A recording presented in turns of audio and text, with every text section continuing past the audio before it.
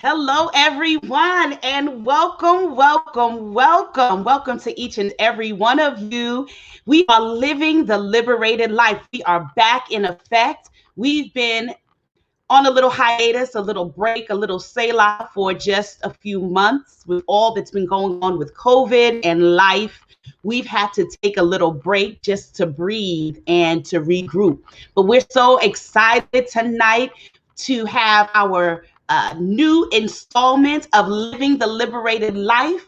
Tonight, we're going to be talking about the art, the science, and the soul of Black love. And what better time to talk about Black love, during the month that we celebrate our Blackness and we celebrate love. Yes, each and every one of you know that this month is the month that has been designated by the world as African American History Month or Black History Month. But every day of my life, I am blackity black.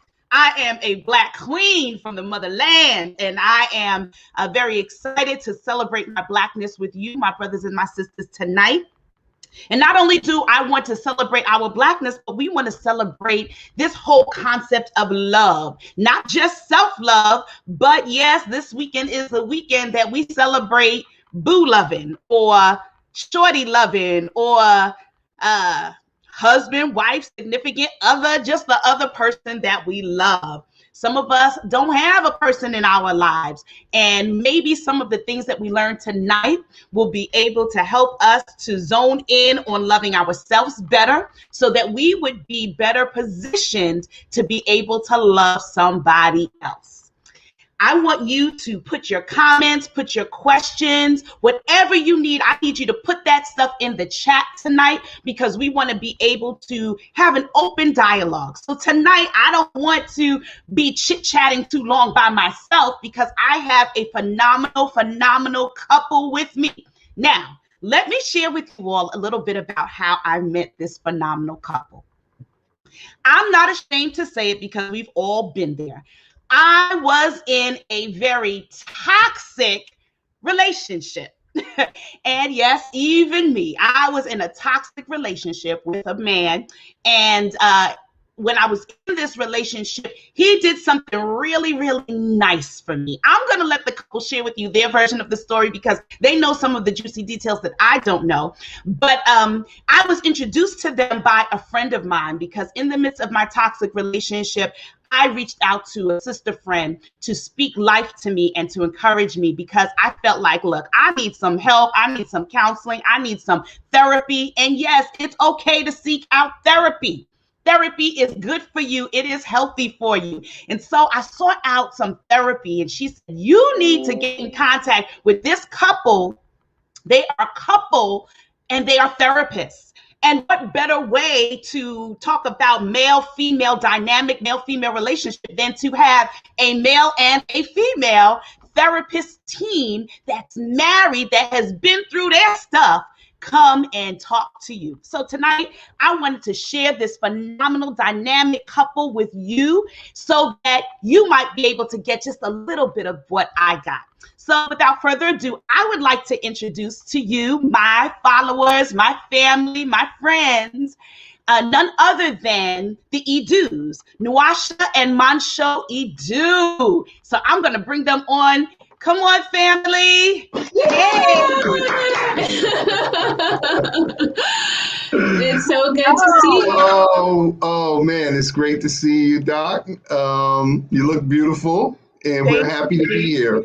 Thank you. Good evening. So tonight, well, let's just start off. I started to introduce you all, but I'd like you all to introduce yourselves. But first, tell them how I met you. Tell them how I met you. And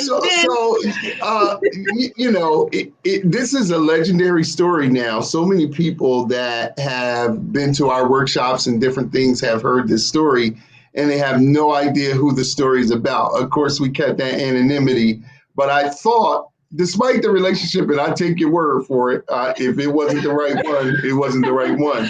But sometimes even in horrible relationships, beautiful things happen. And so we tell a lot of stories doing this work many years and some of the best experiences that we ever had. So one day, I don't even remember the year, it was several years ago now, we get a call from this man, and he says, I want to do something special for my lady, and she knows about you guys, and she wants to, have at that time, we were traveling all around the East Coast doing pop-ups with people. We don't really do that anymore. We have this thing that's kind of like that called a love lounge, but it's for a group. But so anyway, he said, I got this beautiful idea. I just want you guys to come, whatever the price, whatever the logistics are, I'm going to do it because I want to give her something special. So, we kind of sit back and we laugh and we like, okay, what is this that we about to do? At that time, we was doing a lot of crazy stuff, right? So, but nothing is beautiful, right? So we get to this place in Princeton, I believe it was, right? New Jersey, yeah. This beautiful hotel. And so we're in the lobby of this hotel, and the guy comes up and he says, okay, so, all right, so it's great to meet y'all. We like, oh, okay, what's going on? So where's the lady at? What would you have us do? So he was like, well, I got this scene in the back laid out. It's very beautiful in this back lounge. So we're like, okay, cool. So what we gonna do? I just need y'all to stand there and you'll see what I'm talking about. So we get in the back, we go to this place, beautiful, lounge in the back of the main lounge. And so we get there, and there's this beautiful woman blindfolded. So I looked at the watch and like, yo, what do we get ourselves into, right? What is this, right? So we see this beautiful person blindfolded, and then he says some stuff to her, turns her around, and takes off the blindfold, and it's just us standing there. And surprise! He's like, surprise, whatever. And she's like, it took a second to register. Like, I guess you was disoriented. Like, what the hell is this you got in front of my face? Right? You'd be disoriented too. Yeah. So we tell that story so much. I thought that gesture, anyway, was very beautiful and very creative. That is something that I would have done. And I always appreciate men who come up with creative ideas like that. Now you can't just be creative. You got to be consistent in some other things too. But I always appreciate that creativity and the courage to do something like that. So that was a beautiful, beautiful thing that he did. And it was sure memorable to us. I don't know about you, but it was to us. And it was the beginning of a beautiful friendship, a beautiful relationship with you. Wherever he is in the world, he served his purpose, and we're thankful. But, since that time, we've been able to do some things together, and just following all the great things that you've been doing. We always support and want to be involved. I definitely want to connect with you on the things that you were doing, sexual assault. As a survivor of that, I really want to participate in some of the great things you're doing with that. And so I pray that that's coming down the road. But right now we just, we grooving, and it's all about love. So all about love. We are. Well, I guess the reason why we were a surprise, right? We are counselors, as you already said. The creators of Akoma Day, the creators of Black Love School, and we are just out here helping people align their hearts and minds around love and doing the art and science. Like you said, the art, science, and soul. So that's who we are and what we do. We're authors, counselors, husband and wife, parents, business partners, cheerleaders, antagonists. We got it all in one little. You all are right in New Jersey, right? So you all are not far. You're right in New Jersey. So for all of our listeners and followers tonight, I know COVID. There's some COVID things going on, but if you should need someone to speak to, I think this is a great couple, and you'll see what I mean later on as we dig a little deeper into our topic tonight. But they're accessible. I believe they do video counseling. They will get on a Zoom call with you. They'll get on a phone Yes. call with you. Until Yes. COVID lifts, you can still get help for your relationship so that you can be boo loving out and about when we get right. Absolutely, absolutely. We take it all clients. Wonderful, wonderful. So let's dive right in. So, what is this thing called Black love? Now, I know we talk about love, but what is Black love? You have a school, the Black Love School. So, tell us, what Yes. is this? What is that? What is that all about? Well, well, first I'll talk about Black love. You talk about the Black Love School, if you like. Sure. Okay. So Black love, it's appropriate for me to talk about Black love. That's literally the translation of my name. Mansho Idu means Black love. That's actually what it means.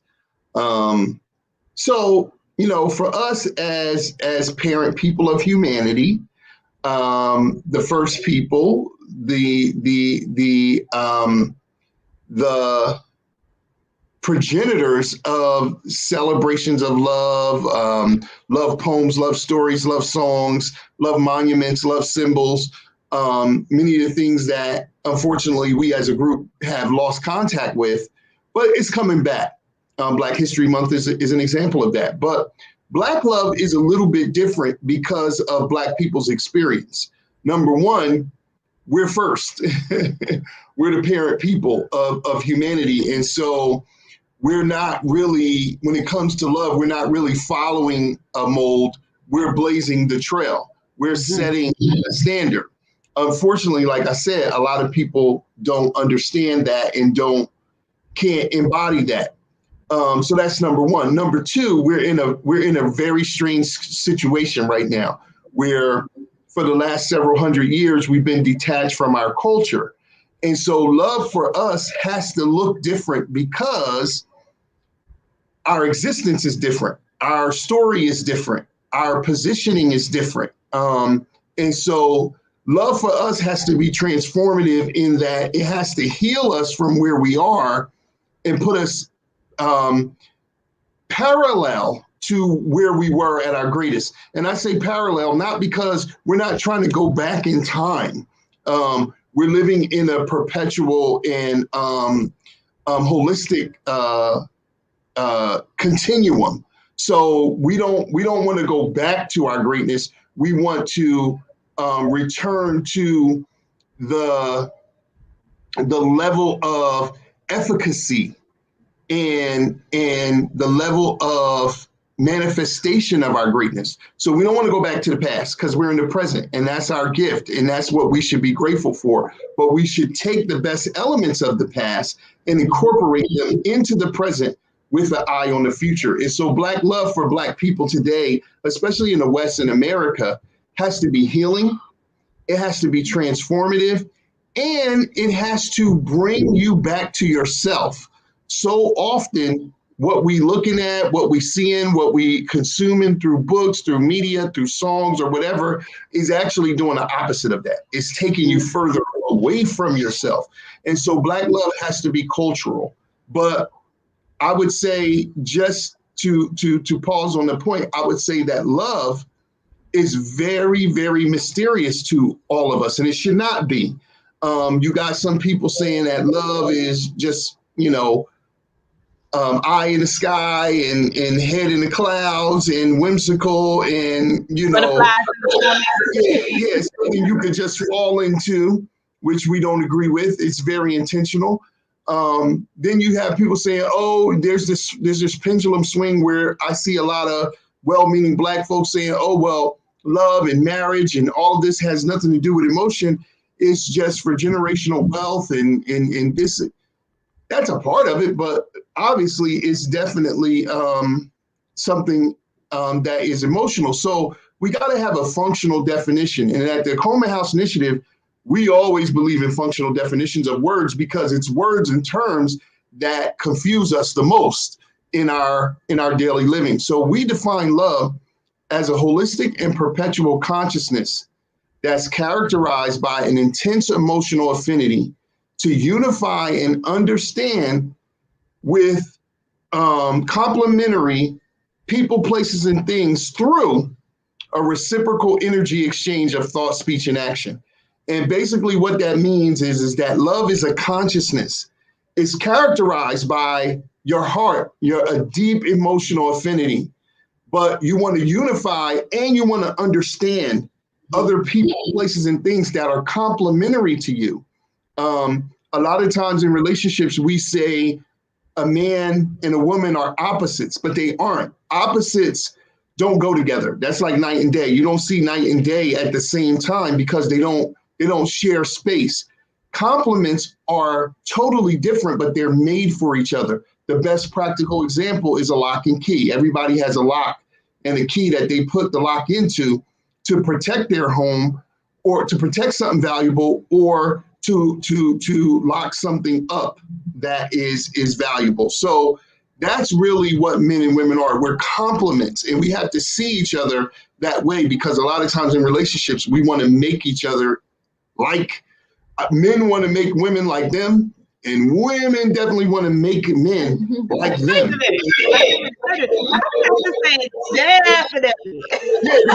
because I'm a man, so I gotta say that, if she was giving this part, she would say definitely, men have been taught to run from relationships, not because we are afraid of commitment or any of these other things that are being spewed. We just don't value relationships because in our manhood culture, we're not taught that they're valuable. In fact, what we're taught is when we get in relationships, we're going to lose a part of ourself, our freedom, our which is absolutely false. And I'm here to tell brothers, any brothers under the sound of my voice, I work with men exclusively, and I work with men and women.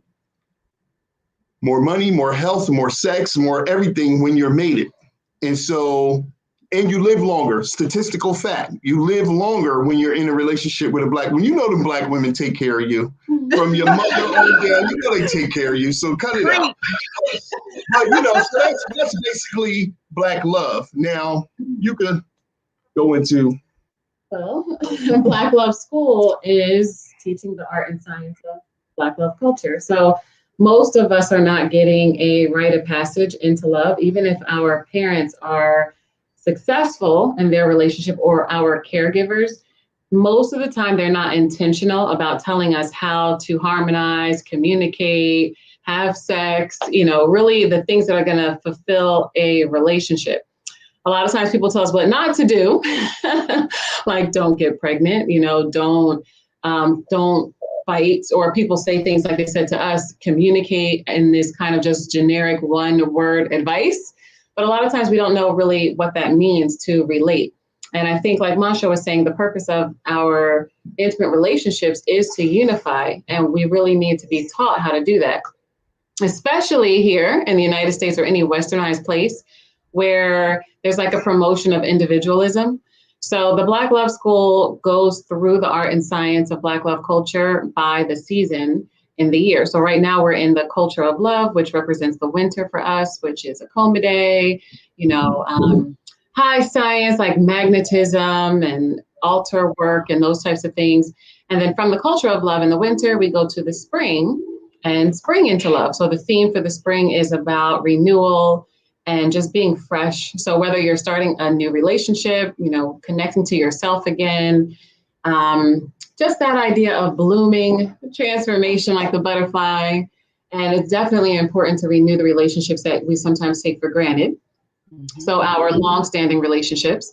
In the summer, we talk about passion and sex. So it's the heat of love where we do, sacred sex, the 7 senses of sex, healing from sexual trauma. So all the things that are in that category.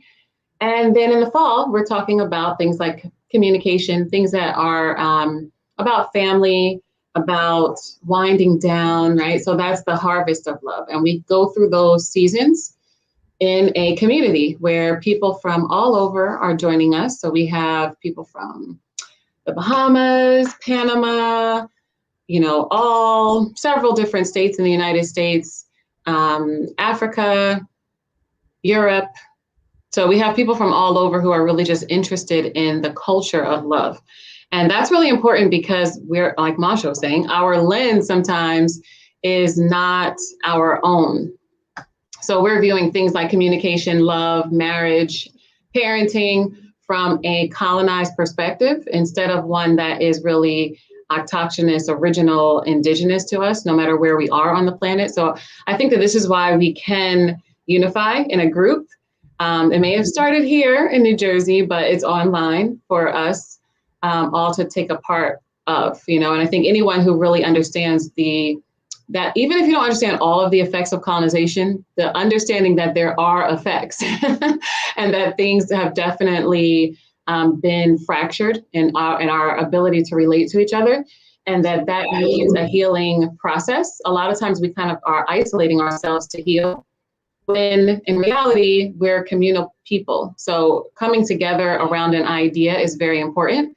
And we can do that now in 2021, 2020. We've been doing the Black Love School since 2017. Yeah. But the ability to be online and to work this way is a blessing that we want to take advantage of. So we release 2 classes every month under those seasons, and we come together in a live meeting. Right now it's on Zoom, but we come together to discuss the hard work that is involved in whatever the class is that we're releasing. So I think we have a great time doing the classes, but we definitely have a great time when we have the, Black Love School community together, because it's just really great to see people who care about the subject, who are doing the hard work for their own relationships and sharing. Like we all know, the benefit of learning together is that we're going to share our stories and we learn at other levels. So it's really important, even for Masha and I, we want to be part of a community as well. So I think that really seeing how someone uses information, hearing how people adapt things, because, Black people are super creative and are going to make things their own. And when I see somebody come to the Black Love School blindfolded, I'm going to call you. So I think, it's a beautiful thing to be a part of. Right now, it's only $42 a month. So it's just this ability to belong to a community that is actively working on this part of our lives. And a lot of times we do belong to different things, sororities, clubs, mind masterminds. We belong to a lot of things, but sometimes the category of love, we don't look at it as though we need development. We know we need something because things might not be how we want them to be. But a lot of times the way we seek out professional development or nutritional understanding, we go to the gym, we might have guidance in financial, advising. But when it comes to love, I think people believe that it's all of the steps are going to be innate. So although love is original and innate in us from the time that we're born, you can see little children just, want to love. But the steps to communicating, the steps to being alluring, the steps for sex, a lot of times we're just doing things by trial and error. And that actually builds more trauma and creates more armor for us, so that even when we meet great people, that in and of itself becomes a challenge, especially after traumatic relationships. And we're all suffering from that because, like I said, even if our parents had a great relationship, they may have been one of few. And we're seeing, what's on television, what's in popular culture about our relationships. We really need to be able to heal together with things that are true. And sometimes even like the advice you're getting from friend groups and stuff like that is not necessarily the best. So this is why we created Black Love School, because we are holding the space, the sacred space for true healing, which is accountability and true hard work. And so now you've spoken about the hard work. I've sat with both of you personally and begun my own hard work. And hard work is not something, it's not a one and done situation, right? Hard work is a continuum. You have to continue to do the hard work. It's just like for both of us in the church community, we can't just go to the altar one time and pray, it's a continuum. You continue to eat, you continue to drink, we pray, you continue to take a shower, right? And so likewise, you have to continue to do the hard work. And so I think so many of us have been forced to do the hard work. Mm. A lot of us have been forced because of heartbreak, right? Right.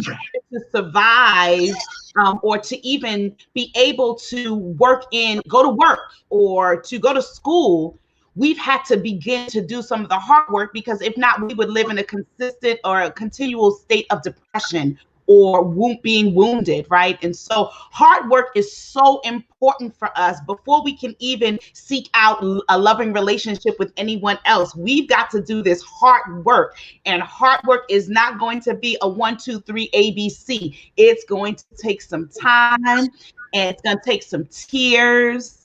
It's going to take some time in the mirror and at the altar. And so That's right. is very, very, very important. So you all have developed, now everyone is, most of us that have been exposed to the westernization of love, right? We are preparing for, or people are preparing for this holiday or this day, Sunday, that they call Valentine's Day. Everybody's gonna be wearing red and pink, eating chocolate, right? And so, but for we who have been kissed by the sun, we who are of an African hue, we who are from the mother continent, that's not really who we are, right? Right. Valentine's Day. So, brother and sister Edu, you have come together and you have created what you call Akoma Day. And Akoma Day is not just a day. Akoma Day, and it's not a Valentine's Day alternative, right? Just like Kwanzaa is not a Christmas alternative. We've got to teach our people, right? So it is not an alternative, but it is something that is rich and powerful and potent. So won't you share what Akoma means, what Akoma is, what Akoma Day is all about, and how you celebrate it? Yes. Well, you know, that that was beautifully stated. You know, we Akoma Day, we call it, we the way we promote it to our people as we're trying to steal them back on the Underlove Railroad. We're trying to steal back their hearts, right? So we do say that you can use it as an alternative to Valentine's Day. And the reason we say that, only because, although we agree 100% with what you said, only because our people are very traumatized, as you mentioned. We're very brokenhearted. We are very depressed. As a group, we're very depressed, because even when we got it together a little bit, we look around our families, we're still 7 out of 10 of us are unmated. So that means the vast majority of us are not in sustaining relationships. And as children of the Most High, I'm just going to say it, you're not going to be fulfilled if you never experience that deep love. It's the highest level of love on earth. It is the only relationship that can bring forth life. And there's a reason for that. You know, that's not an accident. So I don't say that everybody has to be in relationship before somebody start trying to come at me, but you came from one. So that's just how important it is. You wouldn't exist if it wasn't one. So you know, but Akoma Day is really an amalgamation of the celebration of Black love. Well, a lot of people celebrate Valentine's Day because they are celebrating love, and not because they're familiar with or that they are into what Valentine's Day is about. So on that, we embrace our people and say, yeah, we get it. You want to celebrate love, but in order to celebrate love, you got to understand love, and you also have to understand what is happening in the iconography and the symbolism and the history of Valentine's Day, and most people don't. In fact, most women, we see Valentine's Day as a women's holiday a lot of time, because this is a day other than Mother's Day, as Nawasha always says, or other than your birthday, where you can get acknowledged for the intimate love that you're deserving of, that all sisters are deserving of, right? But in actuality, the holiday origin is very misogynic. It is dealing with rape. It's dealing with attacking women with a bloody strip of skin that's called febra, where we get the word February from. It's dealing with a lot of different demonic and just crazy imagery.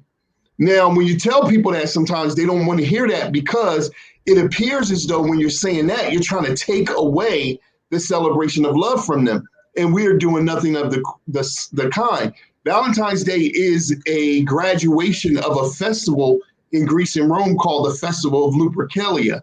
The Festival of Lupercalia was insane, but it's based off of an older celebration that comes from Africa that was a week long. And Lupercalia was more than one day.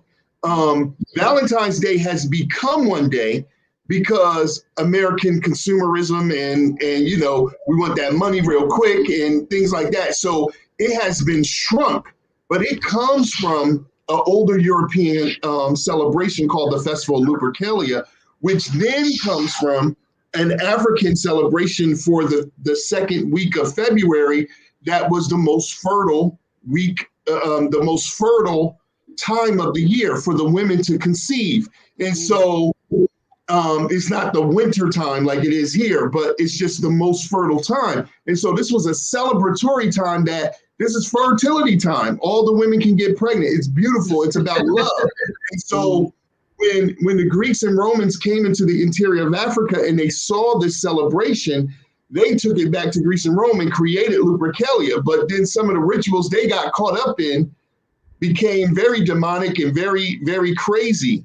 And then they added, the cherubim of Cupid. And, people don't know that Cupid had 2 arrows. So when Cupid used to show up, people would run. They weren't, despite Smokey Robinson and all of the great songs about Cupid, Cupid got more songs about him than any cherubim or any demi in history.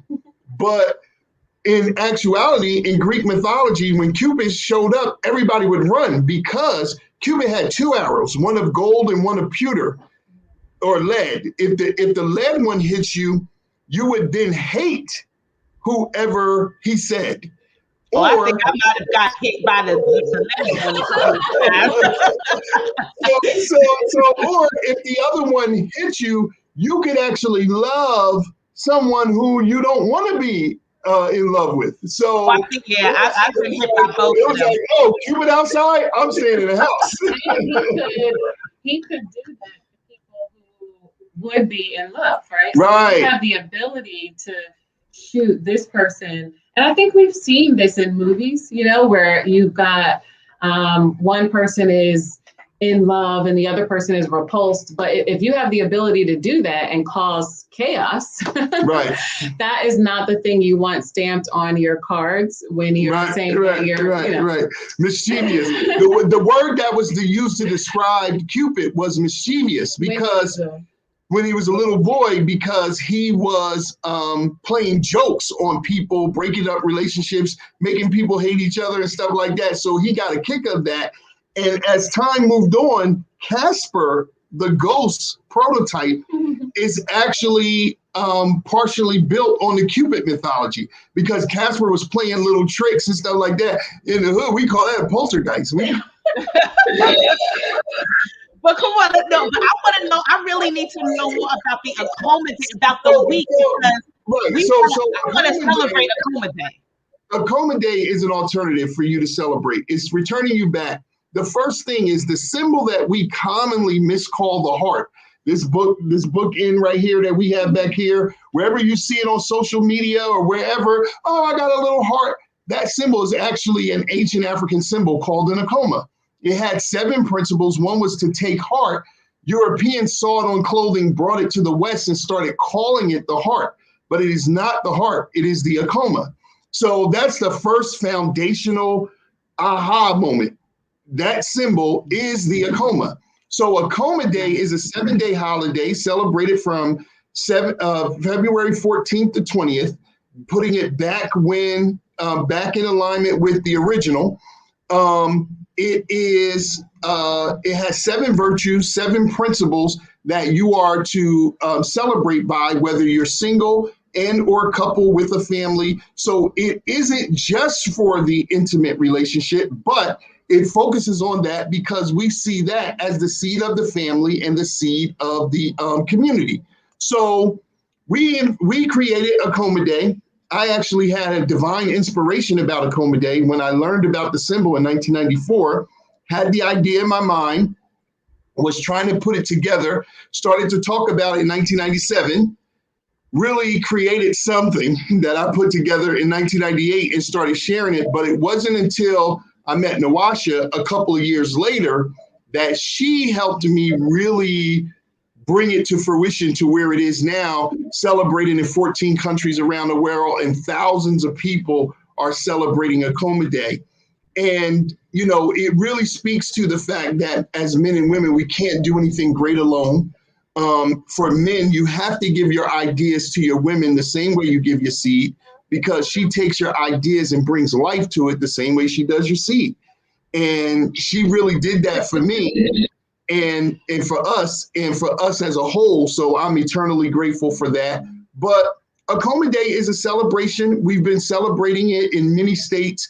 We've been doing initially we started out in our home, and we did that for about 5 or 6 years. And then that grew and grew to a couple hundred people. And so we started doing it in our community. As it started catching on around the world, people started calling for us to come to where they are. And so we've been up to New York several times, in Harlem, and we did the first one in Harlem at the, what is that place called?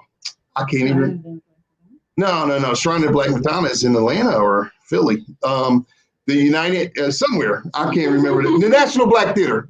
Black Theater. Yeah. So we did it there, Brooklyn, a few in Brooklyn. We've been invited to Queens quite a few times, but it has never panned out. But anyway, we've just traveled all the way up and down the East Coast, and then people have sent us stuff. Oh, you know, we're in Memphis. Oh, we're in Germany. Oh, we're in New Zealand. Oh, we're in Ghana. Oh, we're over here. This is how we're celebrating Akoma Day, sending us pictures and various different things that they're doing. So the book came about 7 years later. And it really, in 2007, and we really outlined how you celebrate it in your home and how you celebrate it in the community, gift giving ideas and all of that, which is just a beautiful celebration of love. Now we have some greeting cards, some merchandise to go with it. We're developing. So what is day one? Tell me what day one is. So the principle, the virtue, you want me to do the virtues? You do the virtues. Sure. Okay, so it's seven virtues that go along with a principle. So the first virtue is flexibility, because we have to be flexible in our emotional station. Not physically flexible, my brothers and sisters. Let's be clear. Yeah. It's but you do want to be physically flexible too. So we talk about doing some yoga and different things like that. But flexibility is number one. Patience is number two. We need to have that in our relationships. Mm-hmm. Then we have consistency. We have fondness and goodwill. We have endurance. We have faithfulness, and we have forgiveness. And those are the virtues. Did I miss a virtue? Oh, okay. She was. It should have been 7, but she looked at me like I missed one.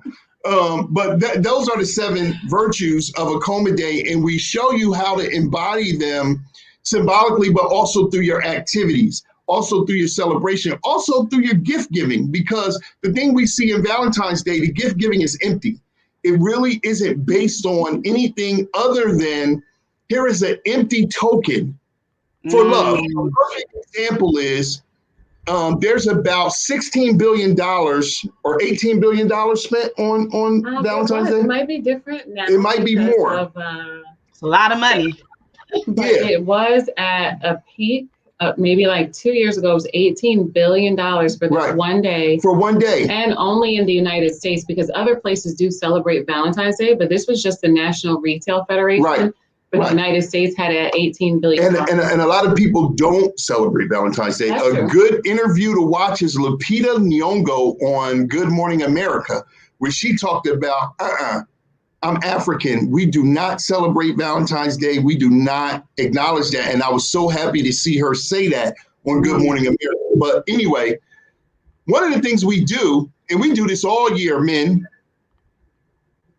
they grow thousands and millions and millions and millions of acres of flowers just so they can cut them and give them to a woman.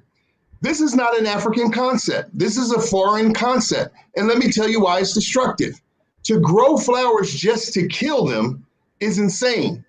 But even more insane, to give somebody dead flowers as a show of your love for them. Any flower that you give a woman cut, which means it's dead. We say, oh, fresh cut flowers. No, freshly dead flowers. They're dying. That's why in a week they're decayed, right? Any flower that you give a woman, you could give her that same potted plant. And now the potted plant will last as long as she wants it. So there's a constant reminder, like our favorite is calla lilies, right?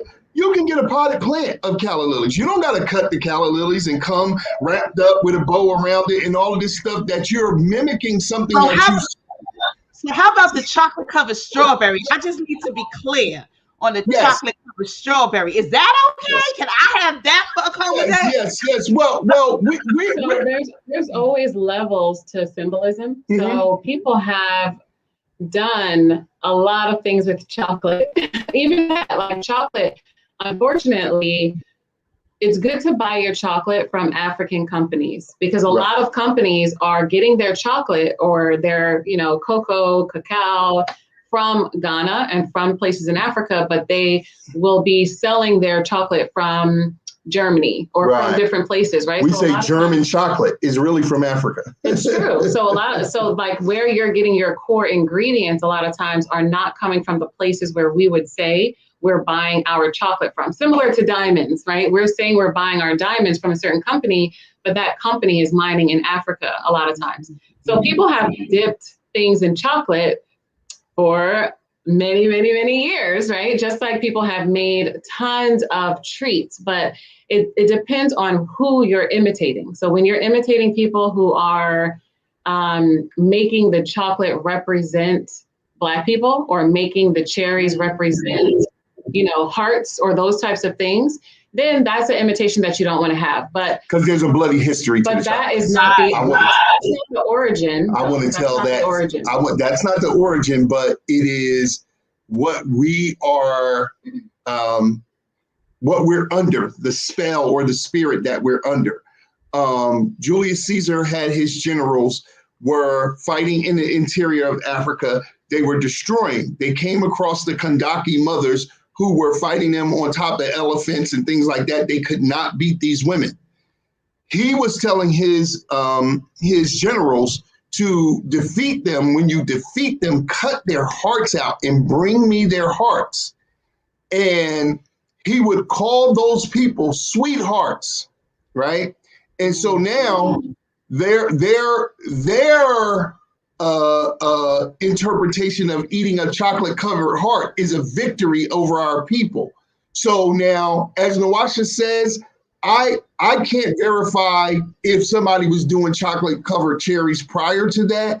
It doesn't make sense to me when I study African culture and see what we do. We weren't really, and she said so we weren't really into chocolate the way it is now. So I can't say that Black people would have ever done that. But I do know that bloody history, and I don't think it's a mistake or a coincidence that most of the companies that promote that are not African owned.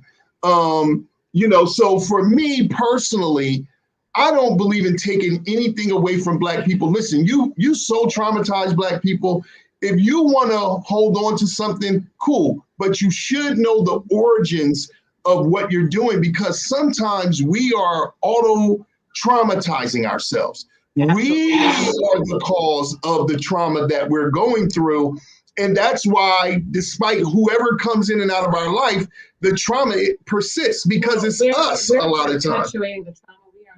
We're not the source of it, but we are if we don't heal, right? So if we don't heal, we just keep dealing what we're feeling. So if you don't heal, you deal what you feel, right? So I'm a lyrical person, right? So let me ask you this. I know that we have some folks that are on and they're watching, and I know we're gonna have questions coming up. I'm checking the feed, and there are gonna be some questions, but many of our viewers are just loving the historical, just being able to give some of the history on some of the things that we do as a people, because it's the fact is so many of us just do things because we've seen it done before, but we don't know the origin. We don't have an understanding for that. And so I'm going to ask the question that and our viewers, please pop some questions in the stream, and we are going to ask some of the questions. But I need to know, Nuasha, as a woman, give me the top 2 things that you think, that you believe a woman should look for in a man. And then Mancho, I need you to give us the top 2 things a man should be looking for in a woman. And again, remember, we're coming from the African perspective. We're not getting caught up in any of that other stuff. So, Nuasha? That's such a great question. I'm going to say the first thing should be purpose, because you're going, as a woman, you're going to be tied to this man's purpose, right? So as you are courting or someone's approaching you, it's very important to understand what the man believes his purpose is, because a lot of times as nurturing women, we see potential in a man and think that that is purpose, and it's not, right? So we all have a divine purpose, but part of our life is recognizing the purpose and then fulfilling it to the best of our ability with our gifts. So I think that that's extremely important. I also think that it's very important that a man have a proficient level of emotional maturity, intelligence, fluency. So the idea that a man is aligned in mind and heart is extremely important, because of the culture that we're in. Men can be, the way that trauma comes for men is that they can be harsh, they can be, cruel, they can be distant, and no one wants to be in that kind of a relationship. So this is something that a woman should bring to the conversation for the man that she's interested in, is just asking, what is your purpose? And then paying attention to how a man responds emotionally. If a man disses emotions, if he talks negatively about emotion, then that's not a good sign. And even so as a woman, an example of that is something like, oh, he's a punk, why he crying? Yeah, or that you're too emotional, or that's so feminine, that's female type of stuff. Like, you don't want to be detached as a human being. So we have a mind and a heart, and you have to be in tune with both, because both actually have a brain, so-called. So both guide us, the mind and the heart. And I always let people know, especially men, that you are not making solely mental decisions. No one does that. The way that we actually make decisions is with heart and mind, even if it's something as simple as, what do I want to eat? When you're saying what you like or what you don't like, that's not necessarily only mental. That's based on past experiences and your taste, which is an emotional thing. So I think that we just like to segment things, and no one wants to seem soft. Men don't want to seem soft. Nowadays, women don't want to seem soft. But I think that those 2 things are extremely important: purpose and, alignment with your emotions. Wonderful. You hear that, sisters? Sisters, you hear that? Right. Yeah, I would echo that. I would echo that and say that men without purpose are going to destroy a family for generations. So men without purpose destroy their grandchildren and great-grandchildren that most times they don't even meet, because we don't know what we're doing here. We don't know what we're doing, why, and by when.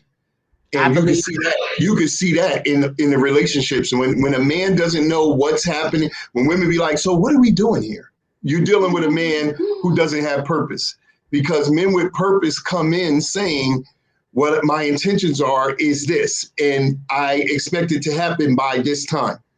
So that's just a thing. But for women, for men, I think it's very simple. I think women are very high in their moral, ethical nature. So we don't really gotta make good women. They exist everywhere. We making bad women as men. So we don't gotta do that. People say, oh, I want a woman I can really trust. That's garbage. Trust has one source. It's yourself. You don't trust another person. You trust your ability to discern another person. But what I would say is that you want to find a woman that has an understanding of the science of love. So we talk about the art and science of love. The art is the philosophy or the approach or what we call the why of love. Then the science is the methodology, the technique, or the how of love. Why is that important? Because the primary job of a man or a husband or a father is to provide, protect, and what we call prophesy, right? To guide morally, ethically. The primary role of a woman is to nurture, nutrify, and nullify, what we call bring peace. So we got 3 P's and 3 N's, right? And so if you don't know the how to do that, one of the things, we talk about a lot of times, I hear so many women talk about these men they playing games and stuff like that. And my response is, how do y'all keep getting in relationships with them then, if you ain't playing games? I don't think that men are playing games. I think they don't have a skill that they need to have. Just like most women do not have the skill of how to build a relationship. I think a sister at home right now just said, ouch. I think there's a sister sitting at home watching on her cell phone or something, and she just said, ouch. On the other side of ouch is some love. So we got to have some ouches. But I think that if there is, like we always use the metaphor, if there's 7 steps to the pyramid of divine agape love or divine love, right? Women start at step 1, they go to 6, then they be at 4, then they go to 8, then they it's only 7 steps, but they be at 8. And a lot of times we women describe their relationship and their men and all what's coming next and all this. And we get in the consultation with the man and he's like, I'm not even sure if I'm going to do this, you know what I mean? Or I'm not even sure. And we be like, with the woman, how long y'all been together? 5 years. And we say to him, how long y'all been together? Well, it's been off and on for 2 years. Well, we known each other for 5 years, but we wasn't really together. Well, we was kind of having sex, but no, so there is a disconnect. And I say a lot of times women are not in the relationship that they're describing that they're in. And I don't say that as some attack on women, but I say it as an evidence that these steps are very important. If you know how to build a relationship, see what happens is you should study how to build relationships and not the person that you're with, because the person that you're with may change. But if you know how to build a relationship, every time that person changes out, hopefully it doesn't happen too much, but every time it changes out, it's so easy to do again. But the opposites happen. When the person switches out, now it's so hard. Now it's so scary. Now it's, girl, I don't want to do this again. This is the 3rd go round. But if you knew how to bake a cake, you just, if you could bake a cake at your mom's house, you could bake a cake at your cousin's house or at home. It could be chocolate, strawberry, vanilla, no matter what kind of cake. So right. we got to study that, because if we study that as women, then we'll win. But men got to get purpose. And I want to add, I know Tawasha didn't say this, but I want to say this to the brothers. Your morals and ethics have to be right under your purpose, because the purpose is why God put you on this earth. But then right after that, what you are willing to do and what you're not willing to do. Because for a lot of men, it is okay to take the best women in the world, sleep with them for 5 years, make children, whatever, and then leave. Morally or ethically, Men don't feel any shame from shacking, playing how they feel no shame. And we're in, especially in the West, I'm going to say in Europe and in America, Black men, it's the only place where men feel no shame about that. They want the best of you for nothing. And they're getting it. And so you got to be clear on your moral and ethics as well. So I have a few questions here. Wow, we got a lot of questions, y'all. Okay. So,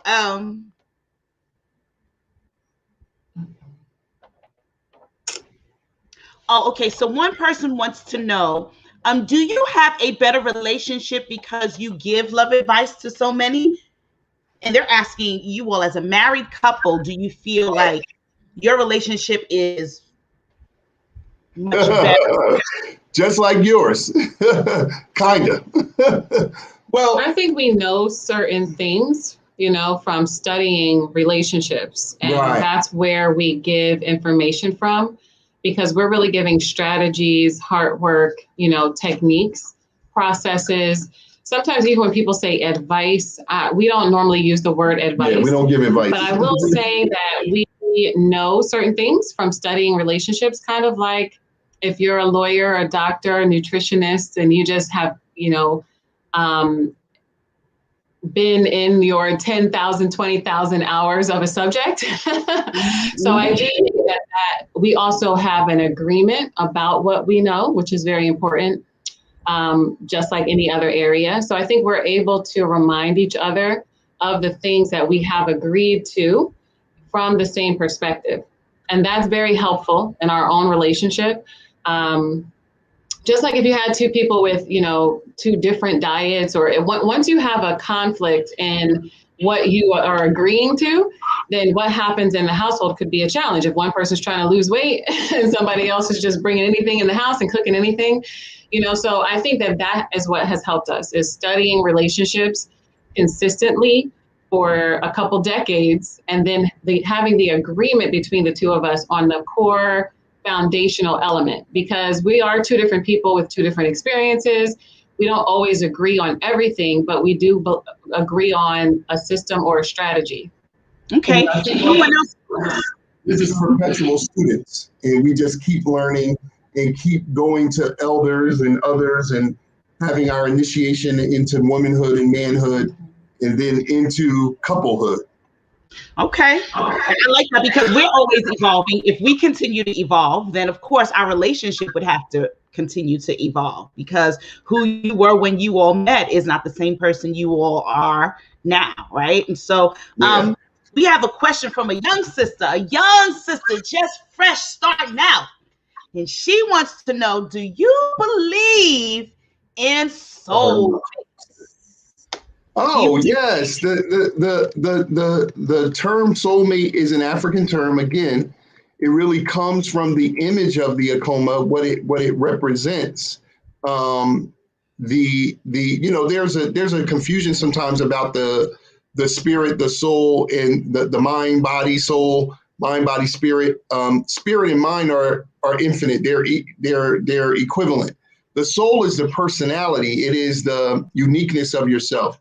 A soulmate is actually, if you look at the Akoma shape that, we call the heart, at the bottom part is the soulmates connected in the spiritual realm. They're separated at conception, and then they reunite in the physical world to point back to the spiritual center from which they come. That's the African understanding of soulmates. So absolutely, I do not believe in soulmates the way the West is teaching you. See, the problem is many of the things that we get in the West came from our ancestors. And so like the wedding ceremony, like many things that we see, but it has become empty symbolism, meaning that the meaning behind these symbols are lost. So now we're just doing it. A perfect example is that at a wedding ceremony, you got bridesmaids and groomsmen. These just your friends, but who they're supposed to be are married people who have been married longer than you, that are standing up in front of the community saying, when the rough times come, and they will, or even in the good times, we will be the people who stand up for this couple. But what it has turned into is a photo opportunity. Look how good we looked in that magenta and white or whatever. The homegirl, and so the concept of soulmates is the same way. People do not understand what a soulmate is. So when they're saying it, it's a very, very deep concept. We outline it in the book. And the subtitle of our book is called Akoma Day, a guidebook into the sacred science of soulmating and cultural alternative to Valentine's Day. So definitely we believe in soulmates. That's what we do. When you come for a strategy session with us, a free consultation, you click on a link that's called Soulmate Strategy Session. So we absolutely believe in soulmates, but we believe in it from a substantive African paradigm, and not people saying I'm soulmates with my cat and I'm soulmates, because in African culture, there's only one soulmate, but you can practice the art and science of soulmating with anybody. Your soulmate, you were literally the other half of them, not figuratively, but literally. This is how it came into religious texts, that man came from the rib of a woman, or the way we get it in patriarchy is that woman came from the rib of a man, but they came from each other. They were literally one part of each other. And that's what the Akoma symbol represents, the separation and then the reconnection. And so, yeah, we believe in soulmates, but not that pop culture stuff, not right. That. So I have a brother now. A brother has a question. Okay, brother. Okay, so this brother, he's asking a question. I think, okay. How important is timing? If things have not worked out in the past, would you encourage two individuals revisiting the relationship? I would say yes, if they have grown, if they have learned something new, if they've gotten a new skill set, then they could revisit the relationship. But if it's just that you miss someone and you don't think that any of your skills have actually improved, I would say, what is going to make your relationship different? I think somebody really has to consider that question before they re-engage. Most of the time, I would say no. And I would tell you why. We have seen people marry the same, husband or wife. Yeah, we've seen those stories. I don't know if that's what she's talking about. If you're talking about, like, we saw a couple recently who were married and then they were divorced for 19 years and got remarried again on the same day that they got married. Now, if you're talking about that, I would agree with that. But if you're talking about from the standpoint of men, I would say to most women, 8 times out of 10, 8.5 out of 10, do not go back with a man who was pursuing you before and didn't fully engage. And here's the reason why. Men, despite what media says or whatever, we always know right away what we want from a woman. It doesn't take long. Within a week, for most men, they know if this is a sexual encounter, if this is a marrying person, if this is somebody they just messing with, whatever the case may be. Now, there is the occasion where a man knows that he wants to marry a woman and wants to commit to her, but he feels inadequate. This is the only time that a man hides the fact what he really wants. Every other time, what you got from that man is what he wanted from you. A lot of times when men double back, what it is because they have assigned to themselves they cannot effectively do what they really want. They can't be who they really want to be, so they're settling and they're coming back because they are saying, hey, you was kind of good to me when I was playing around. Let's have another go at it. But the problem with that is in his mind, you represent a fallback. And so he enters the relationship with that mentality. Now, if he got beat up enough somewhere emotionally or financially or somewhere, he might be humbled. But I would say generally speaking, and he might be humbled and be a new man. Generally speaking, if a man had an opportunity to be with you and he left on his own volition, he didn't want to be with you. That's just what it is. And that's why we don't advocate courting more than 90 days, because a man who is prepared for courting, he knows exactly what he's looking for before he even meets the woman. When he meets her, the relationship is going to start to escalate very quickly. How can you buy a house with one walkthrough? How can you buy a car with one test drive? How can you go to college and do all of these other things with a little bit of investigation? Is pre-qualification is the answer. But in relationships, we drag stuff out for 5 years just because we fear being alone. That's the only reason. But men know a man who is not talking marriage and commitment, when you're special, a man wants everybody to know, this is my woman. When you're special to him, now you're special, whether you're not special to him or not, but when you're special to him, he not playing around with that. He trying to get on that right away and let everybody know this, hey, she off the market, she off limits, she mine. And he will escalate quickly. The only time he doesn't do that is if financially or some other reason he feels inadequate, but he will still say it. He will still profess that. And so that's why I said that prophecy thing is a part of what men do. And a lot of sisters, I see them, and that's why I said earlier, you're not in a relationship you think you're in.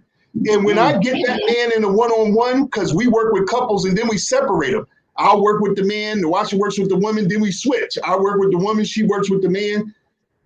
Brothers will tell me straight up, hey man, she's a great girl and all that, but nah, bro.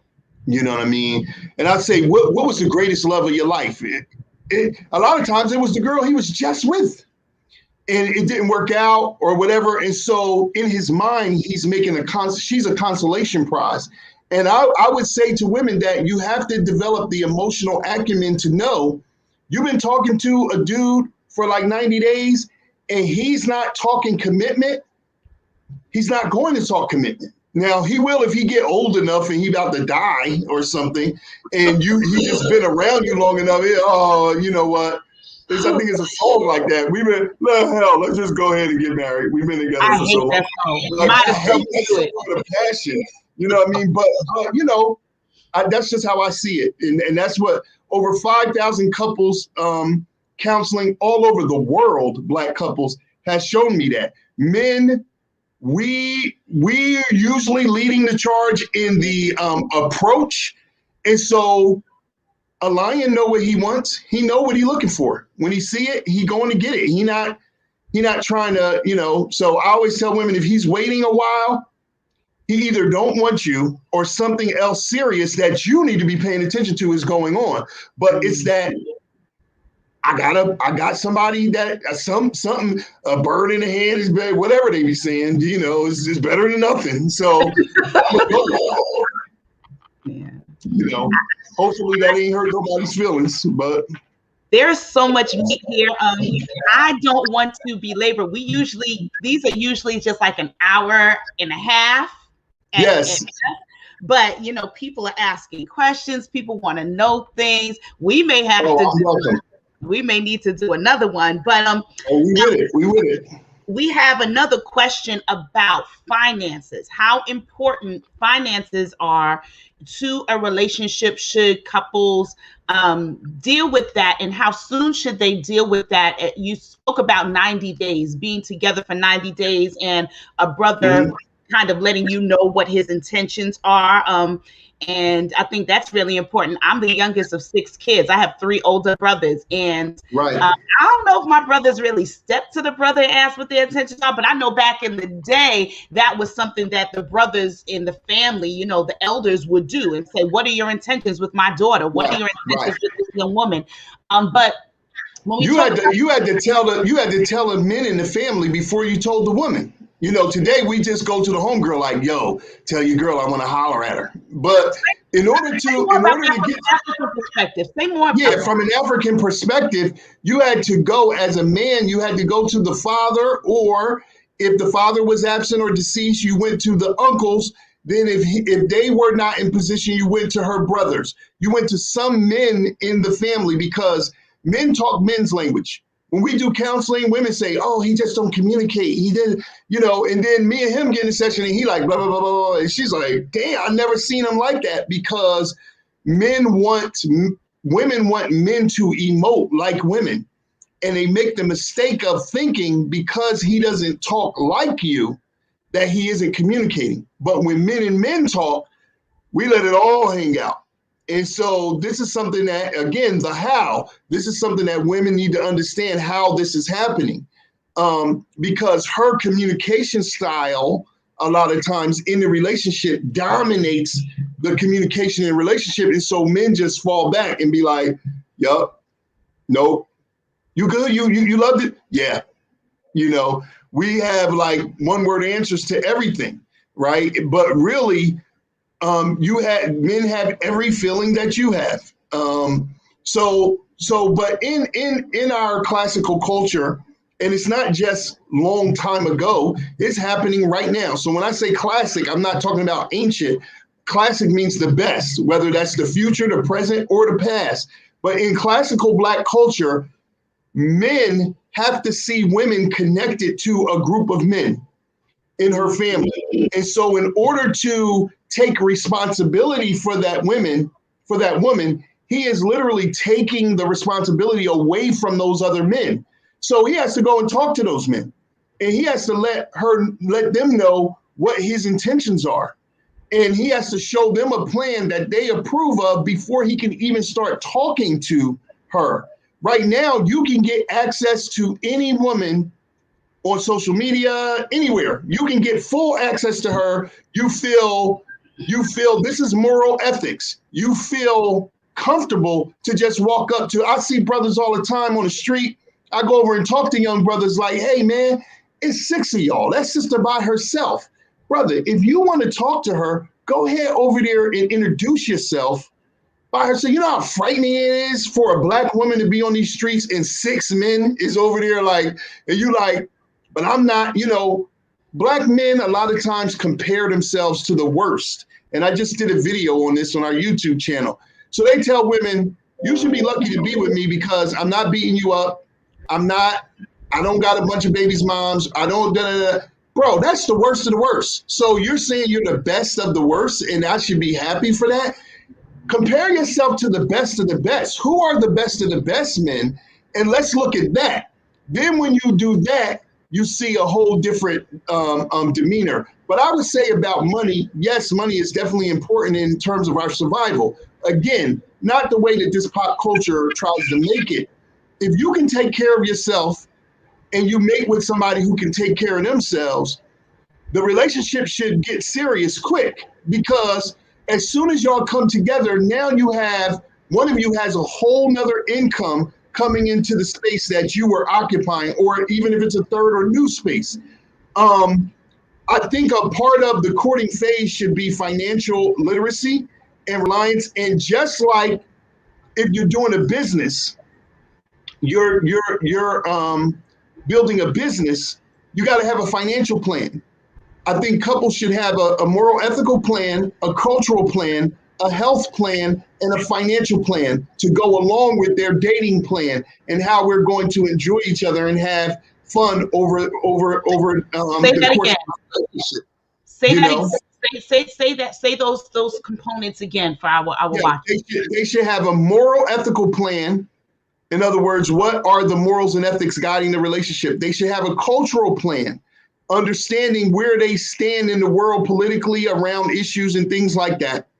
They should have a health plan, how they're going to increase and maintain their physical health, because Black men are dying, right? They're becoming limp at the time women become sexually peaking, which is a real bummer, and they dead by 60 something.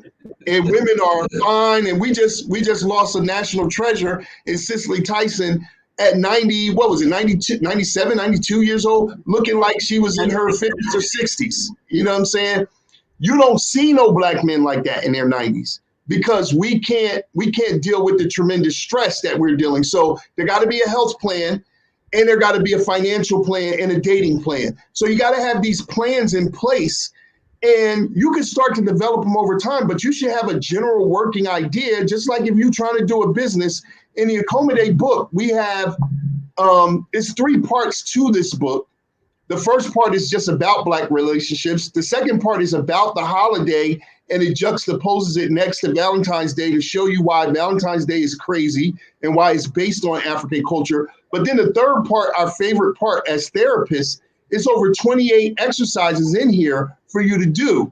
Exercise 4 is about your relationship as work, is called. And we parallel that building a relationship should be exactly like building a partnership in a corporate firm. The first couple interviews is the dates. You're not interviewing with nobody 18 times. You know what you're coming for. You know what we got an opening for. So we're going to do 2 interviews most, and then we're going to make a selection. Now you're on probation for 90 days, right? So you're on a 90-day probationary period. And we courting. And courting doesn't happen alone. It involves other men connected to her, other women connected to him, but not just your angry, bitter girlfriends or your stupid, irresponsible homeboys. It is elders who are wise and who are in relationships that are sustaining. This is African culture. This is what we're doing now and what we've been doing for thousands of years. But then that courting period will not last beyond a season, beyond 90 days. That's why we have seasonal work in the Black Love School, because that job, when you get that 90-day probation, the big thing is, did I pass probation? Am I permanent? Or are we going to let you go? Right? So after 90 days, now you get the benefits of sexuality and things like that. We talking to somebody 18 times a week on the phone. By the second week, we already in the bed with them. And so then the relationship goes somewhere totally different, and it lasts. The only thread keeping it together is sexual gratification, where people use each other for masturbation. They're not really mating sexually. You're using me for your sexual get high, and I'm using you for my sexual get high. Oh my God. And so that's basically what's happening. But if you go in a firm, you get special projects, and then you get precious stock, which is like children or becoming a member of the family. That's how we should build, and that is how we used to build, and that's how we still build when we in our right mind, relationships. It's a communal thing. It's not just about 2 people and keep everybody out of our business. Yeah, it's a part of your relationship that's not for anybody, but the rest of it is for everybody. And that's what we not understand. Marshall, let me just say, I don't know where my sister went. My sister's left. Let me tell you this. Nawasha has a sister interview. She sent you a message in there like, can we do a part 2? Because she booked another interview, and I told her, look, we get on there with Dr. Keisha, we gonna be on there. So she sent you a message in the chat. Look, no problem. Check this out. We look, I think if you want us to do a part 2 of this, just send up some hearts, family. Send up some hearts. I think, I see a we need part 2. I see a we need a part 2. We have questions that are coming in. Oh, the hearts are coming up, the thumbs up, everybody's. And so I'm going to wrap up with a few things. I'm going to wrap up with somebody said it's just getting good. I mean, I'm free. I know I'm not as pretty as her, but I'm free. So this is what I'm gonna do. I'm gonna take just a couple more questions. And not including this one, okay? Not including this one. So this one is, they want to know, how do they get the book? They want to know how to get the book. I'm gonna put it in the chat, but you can go to www.akomahousinitiative.com, and the thing for the book is there. And then we also use bit.ly links to expedite the URL. And we have bit.ly /Akoma Day book. And I'm putting it. Contact me. Just inbox me. I will connect you.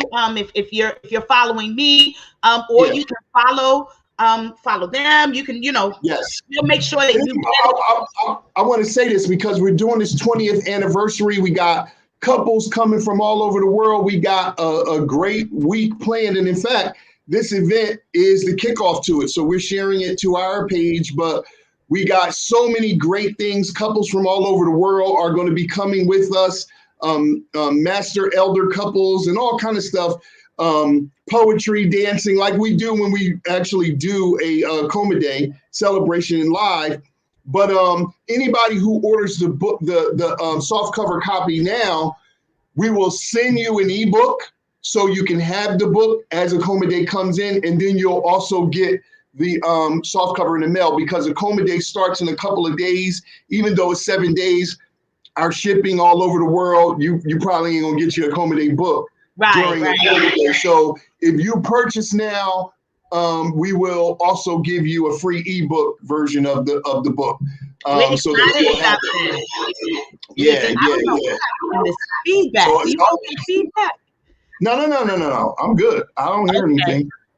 All right. So I have a question. Someone, and this is a question that was a little earlier, but you were talking about all this great stuff. It was just so meaty. But she wants to know, is it ever too late to put these plans in place? For love? Yeah, like the plans that you spoke about, the different components, the different things that the brothers need to think about, the sisters. Is it ever too late? Okay. No, absolutely not. It's never too late to be alive. Love is the heart of life. So, no, it's never too late to love yourself or share love with someone else. All right. We'll take 2 more questions, guys. No, I'll do 3 more questions. We have a client. We marry couples, and we didn't marry this couple, but we've married 7 couples. And the last couple we married was from New York, Dr. Torian Easterlin and attorney Diane Lucas. We married them, but we have a couple that got together in their 80s and came to us, and so I would say no. And they're married now. We didn't marry them, but they're married now. They came to us in their early 80s. Now they're in their late 80s. And they've been married like 7 years. Yeah. That's beautiful. That is beautiful. All right. So tell us now, what is one of the things that we should do as we prepare to celebrate this weekend? What are some things that you think we should do as we try to introduce to whether it's a brother watching or a sister watching, and we want to introduce the concept of Akoma Day to our lover? How do we introduce this to them? How would you? Well, the first thing you're going to do in your home, you're going to develop an Akoma Day altar, and I'll send you a digital copy of the book so you can just read it with your whole audience over the days. But it shows you how to do the Akoma Day altar, what should be on it, right? We use the colors red, pink, and white because red represents in African culture. Whenever you see red, it represents the elders and unlimited wisdom. Pink represents love and intimacy. If you look into the 9 holes of the body, the color you see is pink, right? So that color is representative of that. White represents our purity, our pure thought. Whenever you go in an initiation, you're going to baptism, you're getting married. The reason everybody's wearing white is because of African culture. It represents a blankness that I have cleared everything from my mind, whereas white is not really a color, just like black is the essence of all color. It's not a color. White is the absence of all color. And what it means is that I have taken all distraction away and I'm blank before you. And so white represents purity in that way. Some Black people get mad when we say white represents purity. It's what it is. You look through the temple walls, you look all over Africa, white represents purity. And those other people are not white. We call them that, but they're not white. But anyway, so there's colors, there's symbolism that you use. A feather to keep your heart as light as a feather, and the symbolism of Ma'at. You have the Akoma or the Sankofa. You're going to start off every day with your pledge. It's called the Agano, or the pledge that you make. So you set your altar up, and then you're making a pledge to your community, a pledge to yourself, which is the most important pledge. We have an example of that in the book, what you're going to create as a standard, because we got to understand standards are something that happen all the time. They're not a wish list. People say, I got high standards, but they never even experience the standard they're talking about. Now you can strive for a standard to create a new norm. I'm not saying you can't strive for a standard, but a standard is something that happens all the time. People say, I want the best kind of relationships, but in their history, they've had the worst. So the best kind of relationships are not the standard. And the reason is because it's something that you don't understand. I will say that in these horrible relationships, what we got to embody is the virtue of forgiveness, because people are coming together because they want to ease pain and they want to connect, but they bring all of their dysfunction. It's like a person dysfunction. Emotional dysfunction is the most contagious disease in the world. It's more than AIDS, it's more than COVID, it's airborne. So if you stand next to somebody who's emotionally dysfunctional, sooner or later you'll be like, I don't know why I feel crazy, but I feel crazy. Because you're standing next to this crazy fool. But now if that person is in your bed, if that person is going inside of you, if that person is eating with you and doing, you're going to be emotionally dysfunctional. And so we don't condemn our people who have a disease. You don't have a disease, you have a dis-easement. Right. So we want to bring in back the ease of alignment. And so we need to forgive ourselves for all of the crazy relationships that we found ourselves in, because we were only looking for our emotional needs to be met. We were only looking for love and attention, just like the people who came to us crazy and brought any crazy to us. They were only looking for, appreciation and value and significance, but they brought all that other stuff that they got with them. So we want to apply forgiveness, but we talk about the meals you can cook, heart healthy meals, the fun you can have. We have a music list, and in this Akoma Day virtual, we have this workshop called Black Love on Film, where we look at great Black movies that show great love, all the way back from Mahogany all the way up to Love Jones' Best Man. And, there's been a lot of whack movies lately around love, but we do Black love in song. We play music, we dance, we involve the children, we involve the elders. So there is a way to really celebrate Akoma Day in your house. But I would say do what you normally do to start with Valentine's Day, with the understanding that you're doing something African. This don't really have nothing to do with Cupid. And I know when you go into the stores, you're going to see all the cards and stuff. We actually have been approached by Hallmark and a couple of other people trying to develop a card line. We're trying to keep it Black, but Akoma Day cards are coming. We have some on our website actually now for children and adults. But you're just going to celebrate love the way you do. You're going to dance. You're going to dress up. You're going to go somewhere nice. You're going to eat something. You're going to play music. You're going to watch positive, beautiful love stories between Black people. You're going to give gifts. You're going to buy Black, whether it's a car, a diamond, or clothes, as much as you can. And if you can't, go into a white store and say, where the Black salespeople at? I want them to get the commission. You know what I mean? So you're going to celebrate your love with your culture in mind. You're going to every time you see that symbol and you say, oh, it's a heart, it's an Akoma. It's a heart, it's an Akoma. We break down the meaning of what it means. And white people would tell you go to the History Channel, why they even started calling it the heart. They know that it's not called the heart, but they started calling it that just off of accident, they say. But, so you're going to celebrate love the way you do, but you're going to bring more substance to the symbolism. That's what you're going to do. My.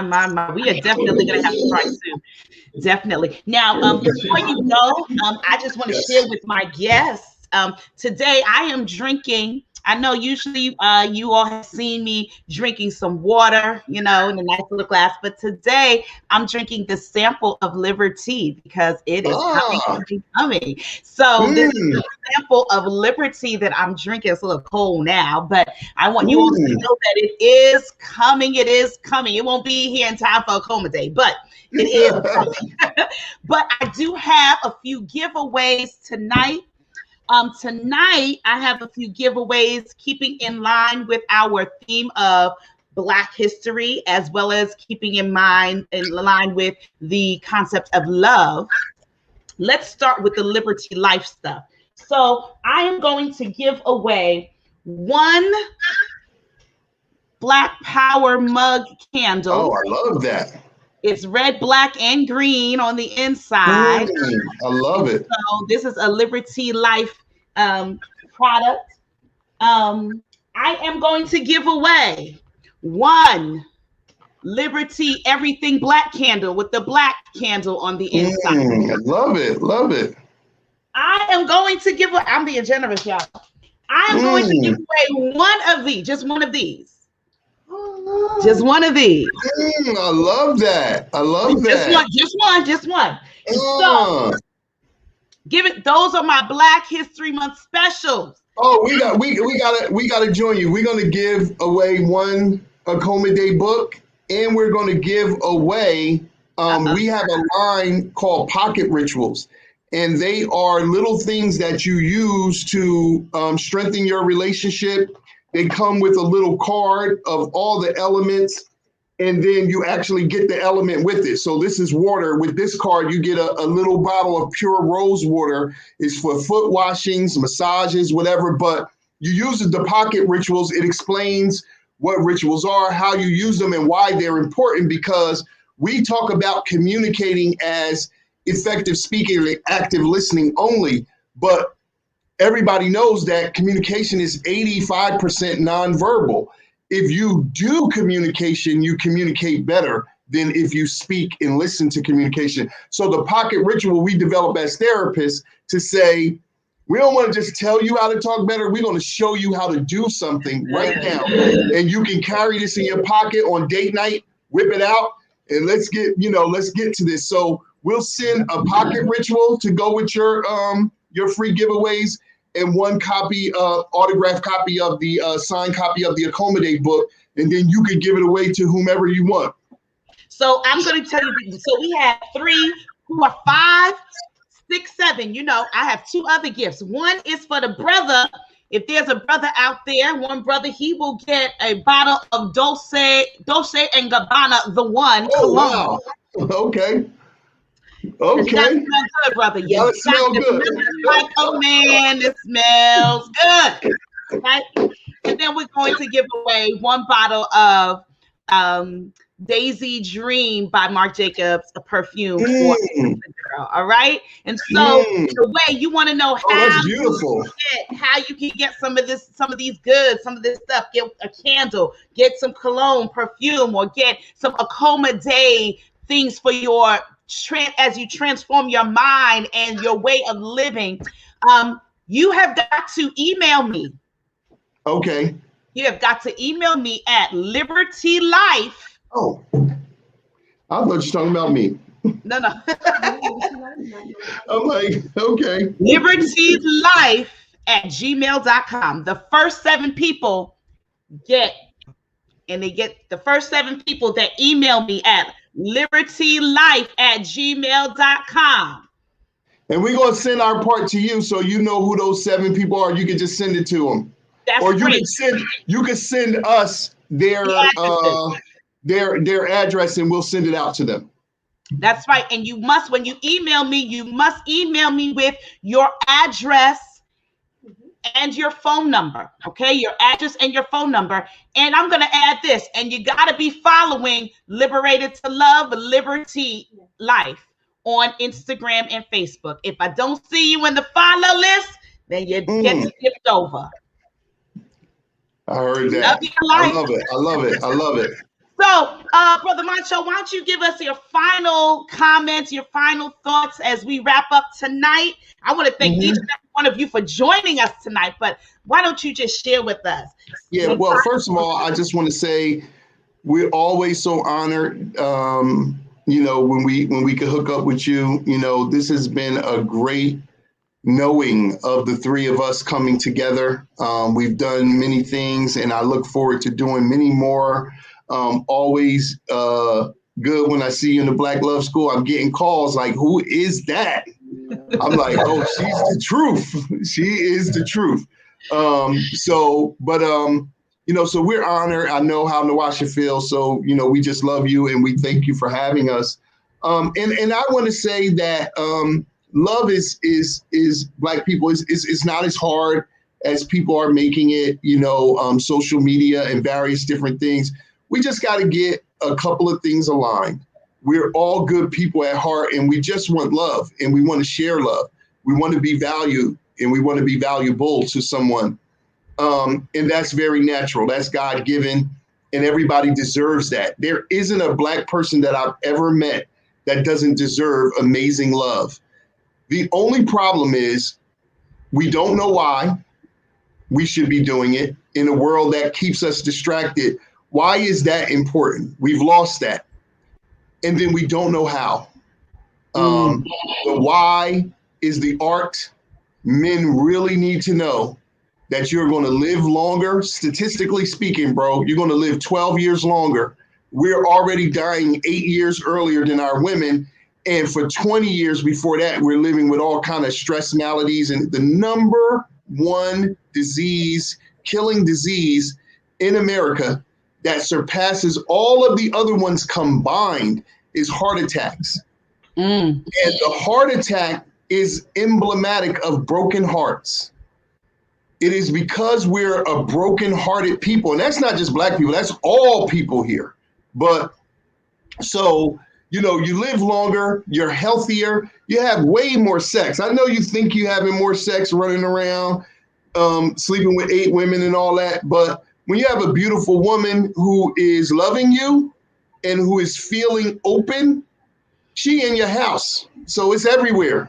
Every room you go in, bless every room. The car, whatever you want to do, you can do it all. You deserve that. Both of you deserve that. So you're going to have more sex. You're going to make more money. It's unquestionable. Everybody trying to talk about they got to get financially sound and grounded. You make more money with your woman. I'm living proof. Me and my wife got the same master's degree, and we out here, what I was doing by myself, it doesn't compare to what we're doing together. So you're going to make more money.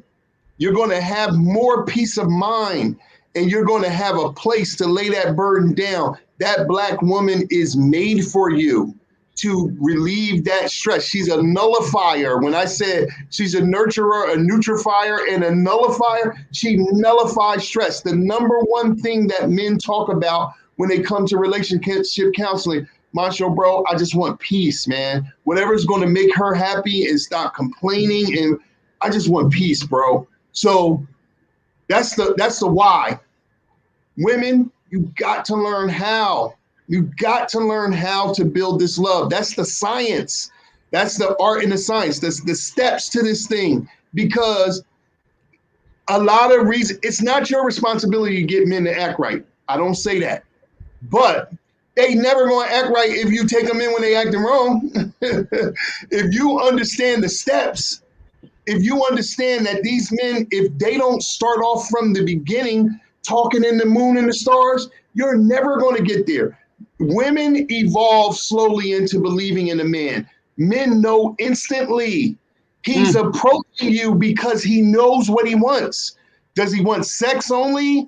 Does he want marriage? Does he want commitment? He knows what he wants. That's not going to hit him over the head. You never hear a group of men saying, I wasn't really looking at her like that at her at first, and then we kind of just grew into it. If he keeps coming back around to you, it's because he's failing somewhere else, and you keep letting him back. I'm just keeping it real. That's not an attack on you at all. It's just the truth. I'm a therapist of 25 years. It's just the truth. So you got to know how to build a relationship. The signs are there for you to see if you pay attention to them, but you got to fight your own desire to not be alone, because you're special and you're not going to be alone if you raise your standards. So we got to learn the art and the science of love. Anybody who wants a confidential free strategy session, we put the links in there. If you want anything that we offer, the Black Love School is $42 a month. Anybody who wants to see a free class, you could come to one tomorrow at 8:00. Just contact Dr. Keisha. She will let us know the emails, and we'll send out the Zoom link. Only send it to them, Dr. Keisha, because we don't want everybody coming in, but you'll see couples, singles, people in between from London, Brazil, Canada, the islands, everywhere. You've been there, you've seen it. So, you know, we have some solutions for you and we can help nurture you. But the last leaving note that I would leave everybody on is you deserve the most amazing love of your life. And if you can just align your heart and mind, you can get it. You can get it. Don't let somebody tell you that you can't get that. You deserve it. You can get it, and it's out here for you. Wow. That's all I got. Wow, and that's a whole lot. And so as soon as we get off of this live, as soon as we cut up, we're going to look at our schedules, our calendars, and we're going to figure out when we do. Anytime you call, we're going to come back and we're going to make sure that we don't double book. And check this out. Like, even if we do the part 2 and it's virtual, I have to say that when we come back to, you know, when we're able to be around one another in larger numbers, I definitely want you all to be a part of the Liberated to Love, our next event. Yes. We're looking at taking Liberated to Love international. We're looking at doing so many wonderful things with Liberated to Love. And for those of you that are not aware, Liberated to Love is not just to deal with sexual trauma, but it's just being liberated. You can't get to this love if you experience some sexual trauma. You can't get to this love if you have any type of trauma in your life. And so this is all about becoming better individuals, better people, and knowing not just who we are, but whose we are.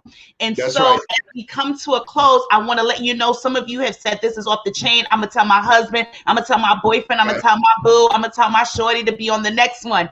Listen, this, you can get, we are on YouTube as well. And so as soon as we are done with this, it is going to save, and you are able to send the link to whoever you need to send it to, so that they too will be blessed by this wealth of knowledge, by this phenomenal couple.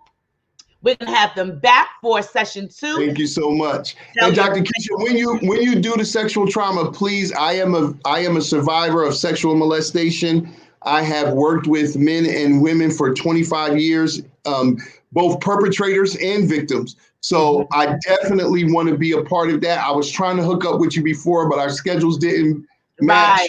But I love the work that you're doing. And I support it so much because we need people like you that really understand this thing and that are really transforming lives around it. So I definitely want to be a part of that. And any people dealing with that is one of my personal specialties. So, you know, we just got to keep this, we got to keep this collaboration going. And I'm looking forward to meeting again in the flesh. It's been a while so that we can do some stuff together. Absolutely. Well, friends and family, I am going to end this session and say thank you, thank you, thank you. And as I always say, live a liberated life. God bless you, and we'll see you again really, really soon. Love it.